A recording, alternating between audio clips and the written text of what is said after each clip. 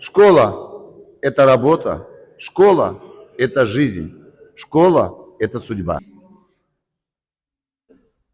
Школа – это смысл жизни. Школа – это очаг знания. Школа – это жизненное богатство. Ну, кратко говоря, это смысл жизни. Очень много можно сказать про школу. Но в основном работать в школе, учиться в школе – это счастье для всех. Школа это место, где учатся и развиваются и готовятся к будущему.